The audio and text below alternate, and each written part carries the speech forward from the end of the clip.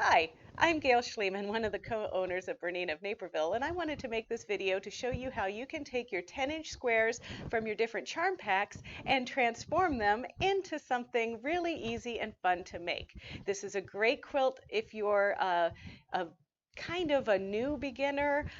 You do need to have some supplies. So let's get started. In our classes and events section, we do put our class handouts. And so for Anita's Arrowhead, there are two handouts. There's the original pattern that we got from Quilting Daily, and then there's this presentation that I'm walking you through. So first of all, we did our blocks with a 10-inch block. The original pattern has an 8-inch block. So if you're working through a stash of like standard quarter yard cuts, you could certainly do the 8-inch version. But we have, in the store, we have a lot of layer cakes. We have a lot of our scraps that we organize into 10-inch blocks. So we just thought that made sense to make them out of this. Today, I'm showing you based on a fabric collection that I have for my personal stash. So for the fabric, you're going to need 20 10-inch squares of print or a dark fabric. Now, the one that you see over there in the bubble, the pretty cheery one, that one was done using one solid consistently, a white solid throughout the quilt, and then a multicolor pack of 20 different 10-inch squares. So you can choose to keep it scrappy or a little bit more uniform. So you will also need 20 10-inch squares of a solid or a light fabric.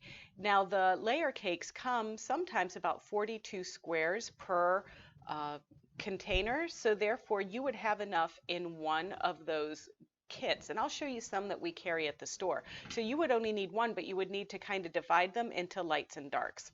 If you want to add a border like we did, there is a ½ yard for the inner border and 2 yards needed for the outer border. And then you're going to need a rotary cutter and mat, a 12-inch square ruler, some thread, and a sewing machine with a 1/4 inch foot. Now today we're going to be using our BERNINA 790 Plus, and we're using the 97 1/4 inch foot. There's also a couple of other things that you might want. The heat vanishing pins are really popular here. You might also need a seam gauge, but we have some tricks to kind of show you how you don't need to do all of the marking if you want to just blast through this quilt quickly. This block is 11.5 inches. We're starting with two 10-inch blocks, but this is the result that we want to try to get. And you can see here I have a light fabric and I have a dark fabric. So let's talk about the fabric. For those of you that really don't like cutting a whole lot, these are the 10-inch charm packs that I was talking to you about. So you can see here that we have, this one is from Kaufman, and this is a Violet Craft. And this is their Modern Classics collection, and there are 42 squares in this collection. And it's really pretty. It's kind of a stash builder. I would love to pair this with a solid white or a gray for a quilt. So that's available, and these are around $40 for a pack. Then you all might be familiar with Tula Pink. She has a new collection called Homemade, and there are enough fabrics in this kit to also do this Anita Arrowhead pattern, because ultimately we're going to be making 20 blocks, and there's enough to make 20 blocks in this kit. We even take some of our collections here at BERNINA of Naperville, or some of our scraps, and we coordinate them by like fabrics or like colors. And so this is what our packages look like. And in this kit there are 20 fabrics, but 2 of each fabric. So this would be another choice for you. In addition to some of the other supplies that I'm using these heat vanishing pens. The heat vanishing pens are from Nifty Notions, and in the pack you get 5 colors. You get white, black, green, blue, and red. And all of these, once you mark on your material, you iron it away and it goes away like magic. For those of you that might need a little extra help with a seam gauge, we do have to mark a 2-inch dot on our fabric. And these little seam gauges are really nice because they have a little line at the top, and then you can move the little slider down and you can really pinpoint mark 2 inches. I did not use this. I had a different method that I used for mine, but just wanted you to be aware of that. And then I have a rotary cutter And I'm using my 14-inch square ruler, but there's also a 12.5-inch ruler. There's 14.5. They're all different sizes of these. Now, I do have to tell you, I am camping a little bit because some of the supplies are at my home studio, but you can also see this is a ruler that was designed by Tula Pink, and this ruler, the little unicorn on it has the grippy stuff, and you also, when you use these rotary cutters, you want to make sure that you put the grippy stuff down so your rulers don't slip. So that's our basic supplies that we're going to need.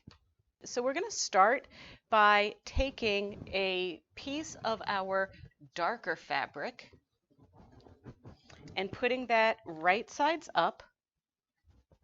And then we're going to take one of our lighter pieces and we're going to put that right sides together like this. And so ultimately you'll have 20 pairs like this, but I tend to work one block at a time because I find that for my brain at any rate, I'm able to keep things a little bit straighter. The first thing that we do once we have our materials right sides together is we need to mark the 2 inches from the top right corner, and that's where our heat vanishing pens come into play. Then you will need to mark 2 inches from the lower left hand corner, as you can see there on the right side of the screen. And because I have you using a 1/4 inch foot, that means that we're going to be using a 1/4 inch seam allowance.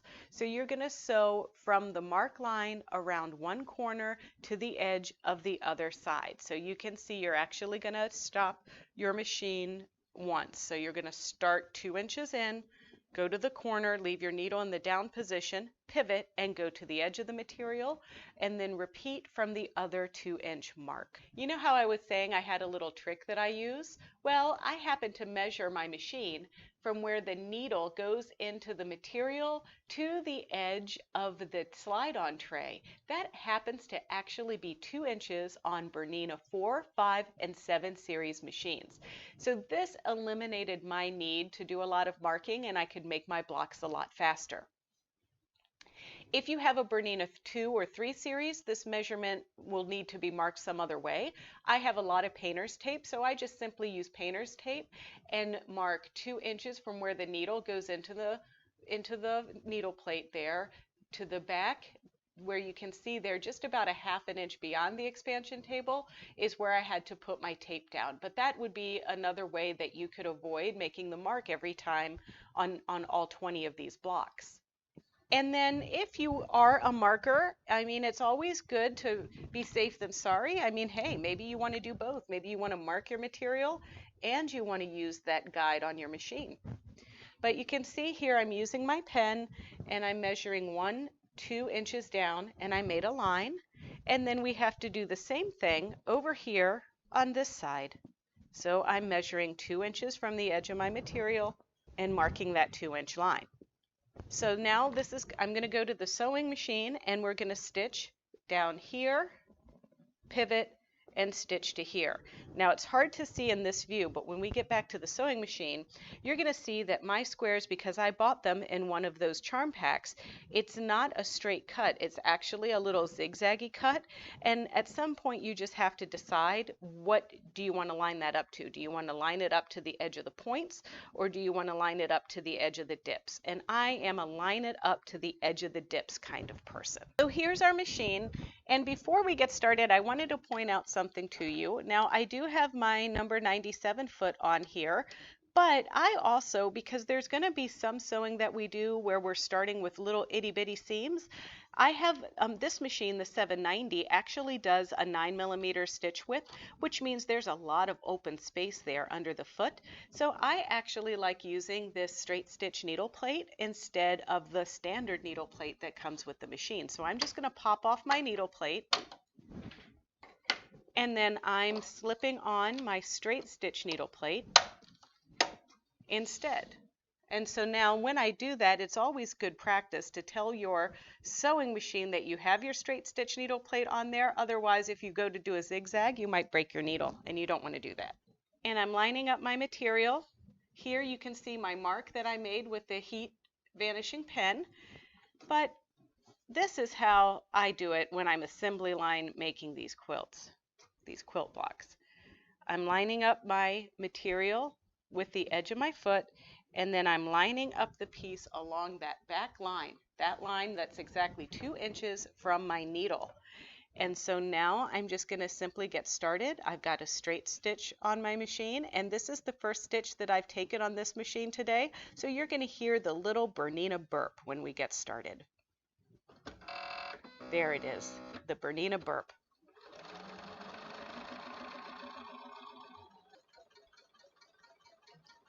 Now I want you to notice something. As we get close to stopping here, we want to stop. There's a notch that's 1/4 of an inch before the needle. We want to stop right at that 1/4 of an inch spot. And I'm just going to take one little baby step more. So that's my 1/4 of an inch. So now I'm using my knee lever bar or my freehand system to pivot. And now I'm just going to sew all the way down to the end of the material, making sure that I keep the edges of the square, both the light fabric and the dark fabric, flush. And then I can use my thread cutter to cut. And now, as you can see, I've got another piece here that was marked. I'm going to line my edges up flush. And now I can just use that guide that I marked on to start, or I can make sure that I'm lining it up properly with the edge being right there at my 2-inch mark. And then one little more baby step, and now I'm going to stop and pivot. And now I can sew off the edge of my material. And then I'm going to cut. So this next step can be a little bit tricky. So there's a few things that I want you to be mindful of. So we're going to lay out our piece onto our construction area, and you're going to actually cut a diagonal line from corner to corner. And you're going to go from the corner that you stitched and pivoted around. Do not cut diagonally on the ends with the opening. And yes, you can ask me how I know. My first block that I did exactly the opposite. So you can learn from my mistakes. So here's our opening, and here's our opening. So the line that we want to cut is from this piece here to that piece. And I'm going to use my long 14-inch ruler and my rotary cutter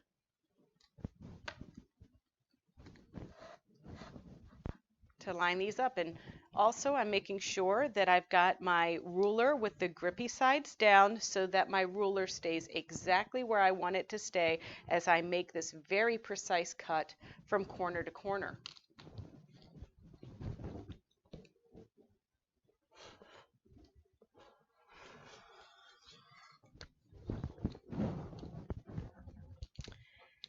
And you want to very carefully and precisely line up the 2 triangles exactly on top of each other.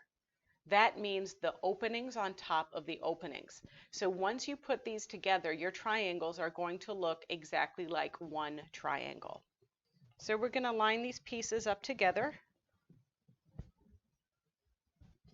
And that's what I mean by lining this up mark line to mark line, or opening to opening, seam to seam, everything together and nice.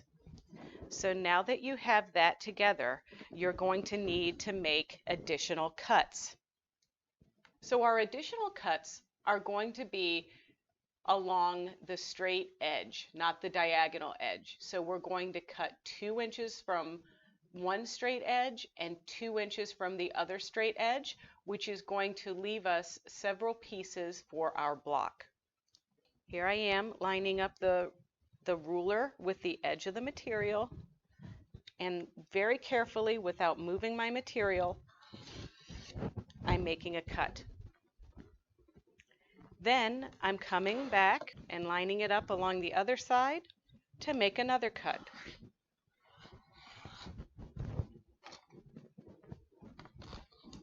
And there are our pieces. And so we're going to have 2 of these, and these are one set. This is another set that's mirrored a different way. These are our setting triangles, and these are making up the center. So once you have your pieces, you're going to need to press them. So don't forget to press to the dark side. So we're going to take our piece and we're going to press it to this dark side. Now, traditionally, if you have a standard iron at home, you're going to have the dark side on top. You're going to press just the way it came off the machine. Then you're going to fold that dark piece over and let the iron do the work the rest of the way. But these irons have such a wonderful steam action that I'm actually going to clear the pipe and then I'm just going to steam these pieces, and I don't have to do that first step. I can just lay my piece down on my ironing pad and press the seam over. And I'm doing that on all of these pieces. After pressing, you have pieces that look like this. So you have 2 arrow point tops, 2 arrow point bottoms, 2 setting triangles in light, 2 setting triangles in dark, and 2 inside square pairs, which, like I just reiterated, you're going to be pressing to the dark side. The next step is to sew the center squares together. And I like to snuggle butt the seams so that they rest nicely together. Snuggle butting is literally just where one side is pressed one way, one side is pressed the other way, and then they kind of go together so that they line up nicely. So I've got one side pressed to the dark side, the other side pressed to the dark side, and they go right in together and rest nicely like that. And then I'm just going to turn it over and I'm going to sew with my 1/4 inch seam.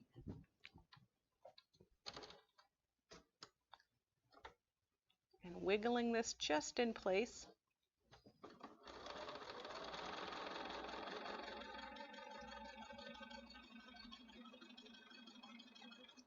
And then I can cut. And then I will go back and press. This time it doesn't really matter which side you press to. Now you want to lay out the rest of your pieces. And this piece, the middle, is kind of on the diagonal like this. So you've got your arrow points. And remember, we have one going one way and one going another.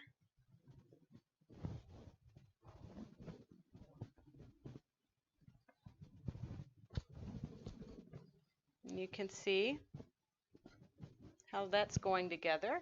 And then you're just alternating your pieces.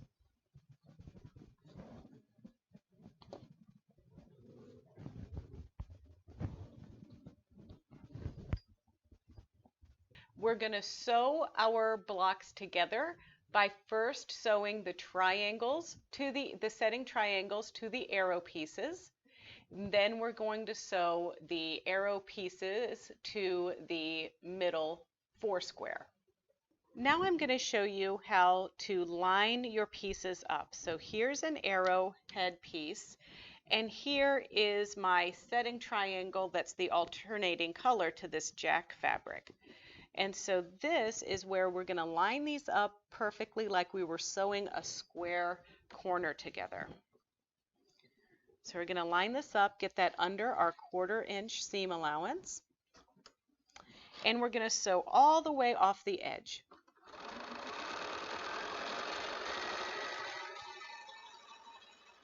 Now I want to note something here to you. Do you see this section right there?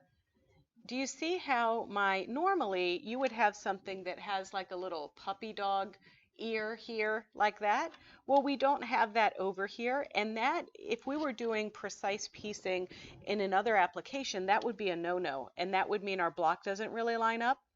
But this block is going to get trimmed at the very end after we sew all of our pieces together, so we're just going to get rid of that. So it doesn't matter that this doesn't line up the traditional way that you might be used to. And then I tend to do chain piecing.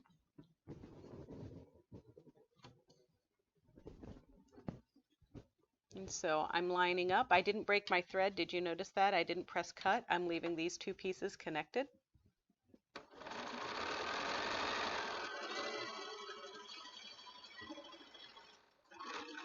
And now I can cut and turn it around and sew the other pieces onto the other side.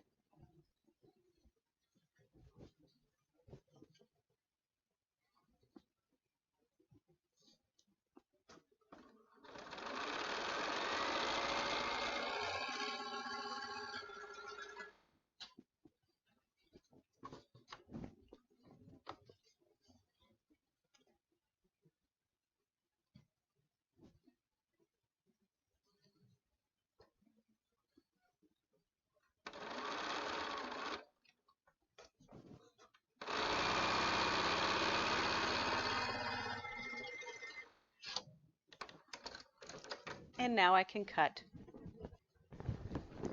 And then when you're chain piecing, I like to use these little rotary cutter recycle things. And basically you just put your old rotary cutter blade in there, and then you have something to break apart your chain piecing. And now I'm going to line this up here. I'm going to line this piece up here, this piece up here, and now I'm going to sew this piece to this piece to this piece. Don't forget to snuggle butt.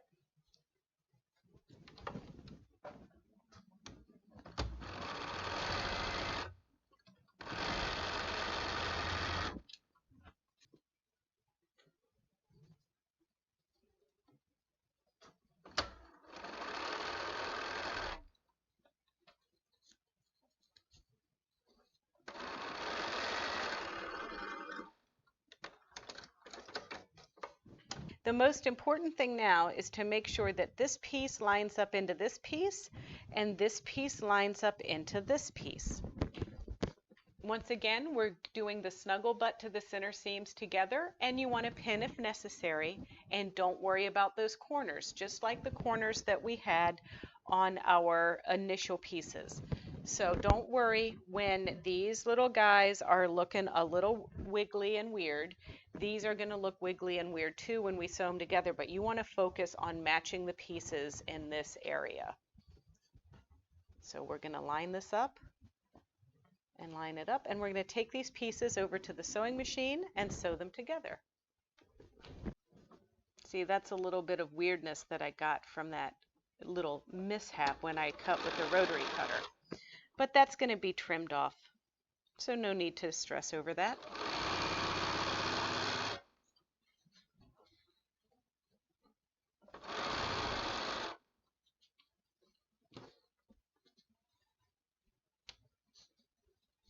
Lining our intersections up together.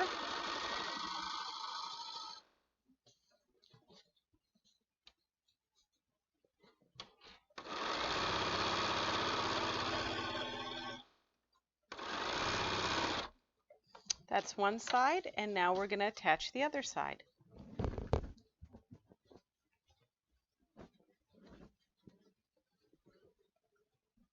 Lining up our snuggle butted edges together.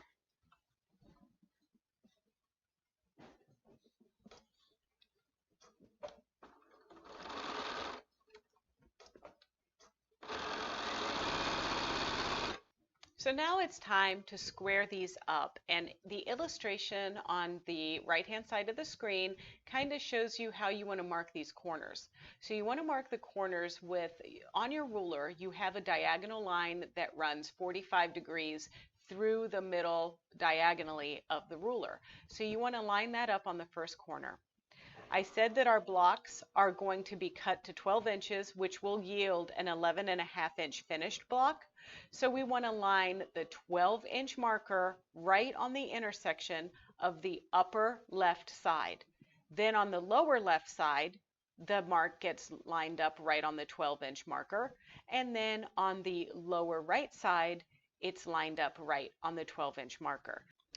So I have this lined up. This is at my diagonal, and at that point, 12 inches at that point, 12 inches at that point, and 12 inches at this point. Looks like I have to wiggle just a little bit. And now see, our weird little pieces are getting trimmed off.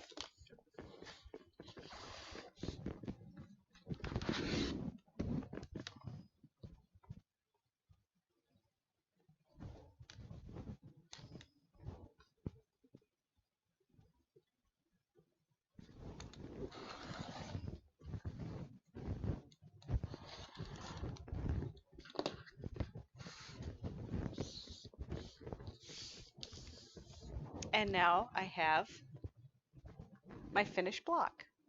Now I have a lot of other blocks that I've made for this project, and I can line them up, and I probably would use a design wall to just kind of see how I like everything or how I want to put everything together. If I want to line all my lights up or if I want to spin it around or make it look really scrappy. But it's up to you. However you want to arrange it is fine because you are the one that's going to be looking and using this. So here's your final layout. You've made 20 blocks and you're ready to sew them into 5 rows of 4 blocks each. So the first thing to do is to sew your 5 rows into 4 blocks and arrange them nicely. When you sew your 4 pieces together to create a row, think of pressing the first row to the right, press the second row to the left, third row to the right, fourth row to the left, and fifth row to the right. Then you're going to sew those rows together and press. And at that point, I would just press all of the rows into the same direction. Then we did add an inner border. You can see the green inner border that's there. And those were 8 strips that we cut width of the fabric, and we sewed them together in pairs. We sewed them together like we would sew our bindings together. And I'm just going to show you a little demonstration on how I do that. Now, typically you would think you would sew these 2 pieces together like this and have a seam down the middle here, but that can create bulk. It also makes it a little obvious that you have a seam there. So what I do is I take my piece and I line it up right sides together with my other piece. And then you're going to sew from one corner to the next. And this is where you can use your heat vanishing pen. Draw your sewing line.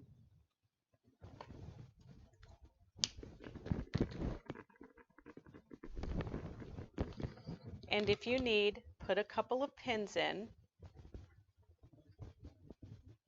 and stitch.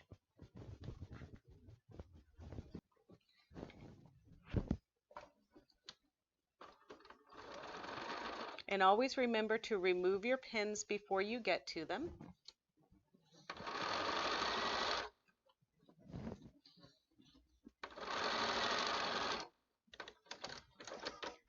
And then I would use my scissors to trim my seam allowance, leaving about 1/4 of an inch.